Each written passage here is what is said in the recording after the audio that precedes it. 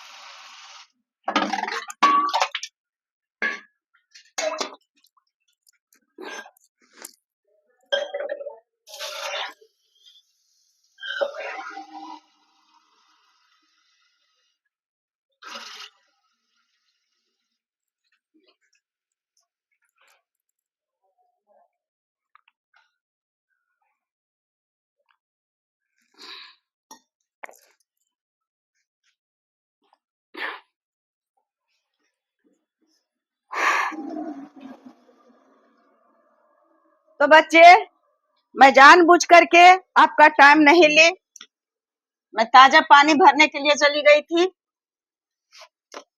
मुझे बंद करके फिर चालू भी नहीं करने आता है। बंद करती हूँ तो वीडियो फिर कट जाता है, उसको फिर से नहीं एडिट नहीं आता है करने के लिए।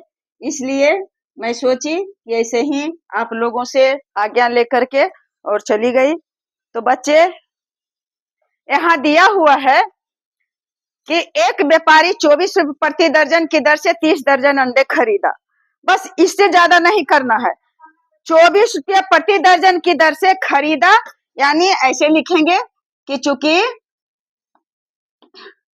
एक दर्जन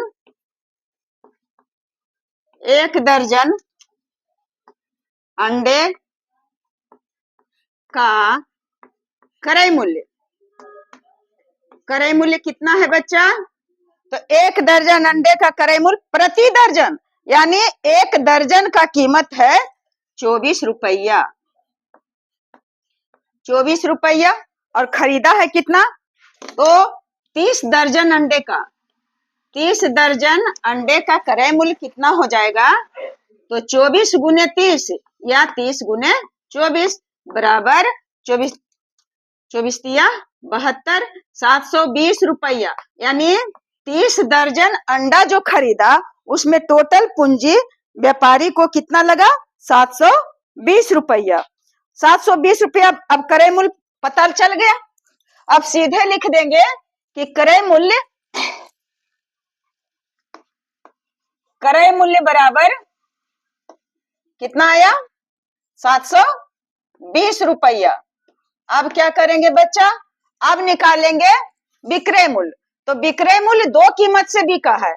आधा अंडा बिका है 28 रुपये प्रति दर्जन की दर से, और आधा अंडा बिका है 30 रुपया प्रति दर्जन की दर से। तो कोई बात नहीं है, उसे निकाल लेंगे कि चूंकि आधा अंडा का मतलब 30 दर्जन अंडा, 30 दर्जन का अंडा का आधा कितना होगा? 15 दर्जन। तो चूंकि 15 दर्जन अंडा खरीदे हैं किस कौन हिसाब से? 28 रुपया प्रति। तो चूंकि 28 दर्जन, सॉरी बाबू, कितना हुआ? 30 दर्जन अंडा खरीदे हैं हम। आधा अंडा हुआ 15 दर्जन।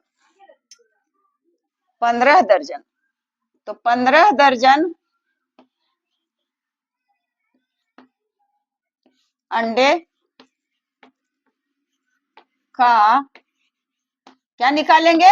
विक्रय मूल्य।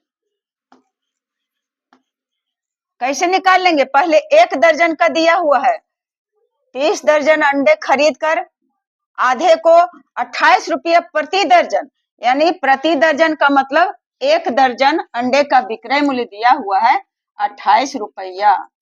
एक दर्जन अंडा का विक्रय मूल्य 28 रुपया। तो निकाल लेंगे कितना? 15 दर्जन। तो 15 दर्जन अंडे का विक्रय मूल्य कितना हो जाएगा?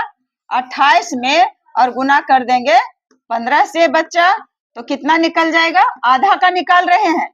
तो 28 में 15 का किए तो 8 पचे 40 और 5 दूनी 10 और 4 14, फिर 8 और 2 के 2 शून्य, 8 4 12 और 2 1 3 और 1 4, 420 रुपया आया। 420 रुपया आधा में आ गया, 15 दर्जन में आ गया इस 420 रुपया। अब फिर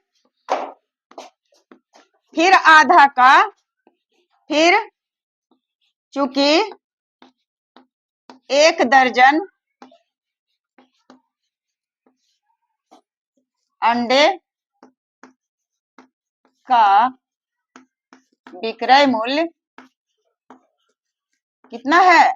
आधा को बेचता है 30 रुपया के हिसाब से, 30 रुपया। इसलिए दर्जन 15 दर्जन का यहाँ निकाल लिए और 15 दर्जन का यहाँ निकाल लेते हैं।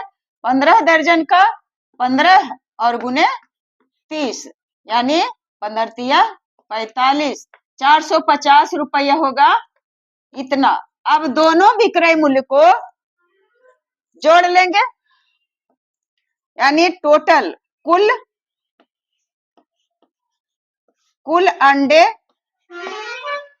यानी कुल अंडे मैंने कितना हुआ? 30 दर्जन।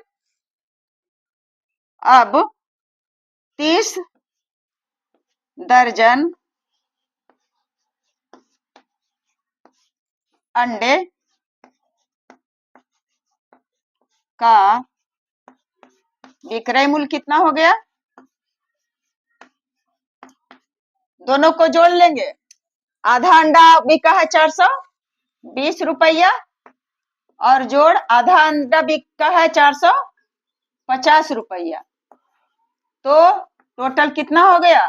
420 और 450, तो 4 4 8, 50 और 20 70, यानी 870 रुपया। खरीदने के समय में कितना लगा था? कुल क्रय मूल्य का कीमत कितना आया है? 720 रुपया। और विक्रय मूल्य आ गया है कितना? यहाँ लिख देते हैं कि विक्रय मूल्य आ गया 870 रुपया, 870 रुपया। अब क्या करें बच्चे? अब तो मिटाना ही पड़ेगा क्योंकि इतना में बनेगा नहीं। तो अब देखते हैं कि 720 रुपया क्रय मूल्य है, 870 रुपया विक्रय मूल्य है, तो निकल जाएगा लाभ ही होगा। तो लाभ कैसे निकलेगा? तो लाभ निकाल लेंगे, विक्रय मूल्य में घटा देंगे क्रय मूल्य को। तो 870 में घटा दिए 720 को, तो कितना आ जाएगा? बराबर आ गया, शून्य में से शून्य गया शून्य, 7 में से 2 गया 5, और 7 में से 2 गया बच गया 5, 8 में से 7 गया बच गया, यानी 150 रुपया का लाभ हुआ। अब लाभ प्रतिशत कहता है, तो लाभ प्रतिशत बराबर कैसे निकालेंगे? लाभ प्रतिशत बराबर होता है लाभ प्रतिशत। लाभ प्रतिशत निकालेंगे तो लाभ प्रतिशत बराबर होता है लाभ, यानी 150, लाभ आया 150 गुने 100 और बटा क्रय मूल्य, तो बटा क्रय मूल्य।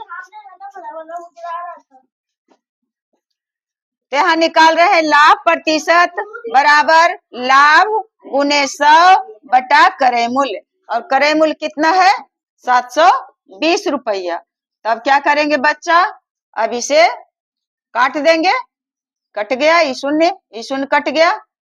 अब 36 दूना 72, और उसके बाद 5 दूना 10 और कटेगा, 18 दूना 36 और 75 दूना 150, 75 दूना 150,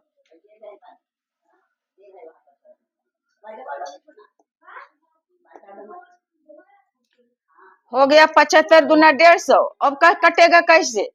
अब 75 गुने 5, कहीं तो मिटाना ही पड़ेगा, इतना छोटा हो गया है कि समझ में नहीं आता है कि कैसे बतावें। पहले इसे देखिए, समझिए।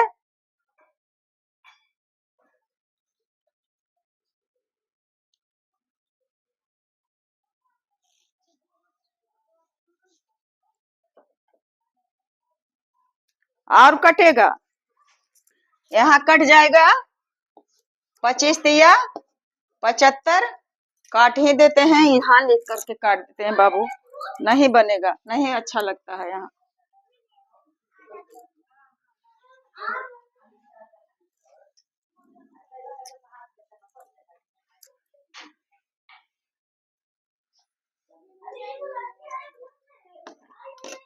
क्रय मूल्य यहाँ दिया हुआ है, लिख लेते हैं, फिर से निकाला हुआ है।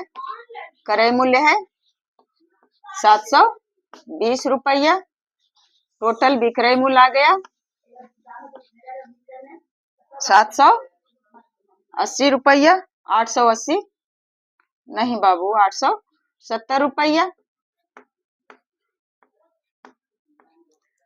720 रुपया 870 रुपया। अब क्या करेंगे? अब लाभ निकाल लेंगे, तो लाभ बराबर विक्रय मूल्य घटाओ क्रय मूल्य, तो लाभ बराबर घटा देंगे, विक्रय मूल्य 870 और घटाव है 720, घट करके आ गया 150 रुपया। अब 150 रुपया आ गया, यह तो टोटल लाभ हो गया, लेकिन लाभ प्रतिशत पूछता है। एक एक नियम से भी बना सकते हैं, और लाभ प्रतिशत निकालने के लिए दोनों नियम बता देते हैं। देखिए इसमें पहले ऐसे निकाल लेते हैं। चूंकि यह जो लाभ आया है 150 रुपया, कितना में आया? 720 में। चूंकि 720 में लाभ कितना का हुआ? 150 रुपया का लाभ होता है। इसलिए एक में लाभ निकालेंगे तो हो जाएगा 150 और बटा 720। इसलिए प्रतिशत लाभ पूछता है, यानी 100 में नहीं है मुझे याद कुछ सूत्र वगैरह, तो कैसे निकाल लेंगे? तो ऐसे निकाल लेंगे 150 बटा 720 और गुने 100। अब काटेंगे, ई शून्य 36 दूना 72 और उसके बाद 5 दूना 10, 18 दूना 36 और 75 दूना 150। उसके बाद छोतिया 18 और 25 तिया 75, कितना आ गया? 25 पचे 125, 125 बटे कितना आया? नीचे तो सब कटा हुआ है, 6 है। 125 बटे 6 प्रतिशत बराबर कितना आया बच्चा? 125 बटे 6। अब इसको लिख सकते हैं दूसरा रूप में। अब नीचे में दिखाई देता है कि नहीं देता है, तो 125 को पूर्णांक में बदलेंगे और 6 से भाग देंगे। 6 दूनी 12, कट गया 5 उतारे, नहीं कटेगा, शून्य, यानी क्या हो गया? 20 पूर्णांक और 5 बटे 6। यहाँ लिखा हुआ है 20 पूर्णांक 5 बटे 6 प्रतिशत, यही आ गया आंसर। अब इसे बना देते हैं फार्मूला पर। फार्मूला पर तो अभी लिखवे किए थे। फार्मूला पर बनाएंगे कैसे बाबू? कि लाभ प्रतिशत बराबर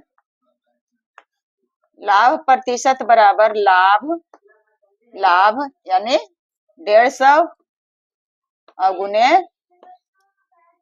100 और बटे क्रय मूल्य 720। अब काटेंगे, ईशुन काट दिए, 36 दूना 72 और 75 दूना 150।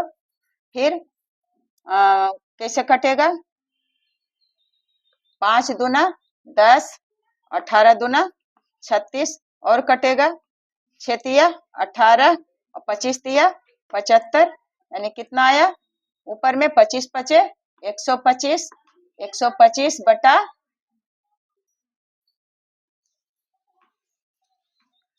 बराबर कितना आ गया? 125 और बटा 6 प्रतिशत। इससे और सुधार करके लिखेंगे, 125 में 6 से फिर भाग देंगे तो उतना ही आएगा, 20 पूर्णांक 5 बटे 6 प्रतिशत। इस तरह से हम लोग लाभ प्रतिशत, हानि प्रतिशत कैसे निकालना है उसे निकाल लिए।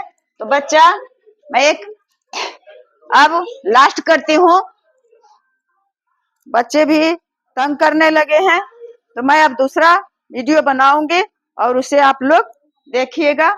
बेस्ट ऑफ लक मेरे बच्चे।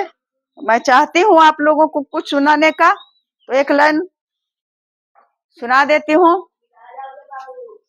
जिंदगी एक सफर है सुहाना, यहाँ कल क्या हो किसने जाना। जिंदगी एक सफर है सुहाना, यहाँ कल क्या हो किसने जाना।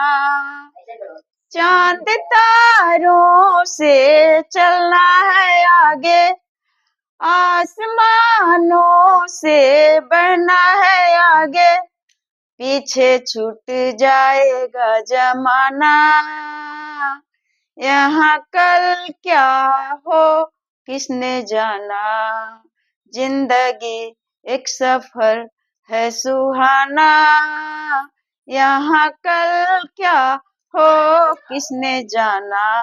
तो बच्चे, मैं आप सभी बड़े और छोटे को तहे दिल से नमन करती हूँ और आशा करती हूँ कि आप लोग वीडियो को देखेंगे आराम आराम से, मनोरंजन के साथ मैं करती रहूंगी और वीडियो को बनाती रहूंगी।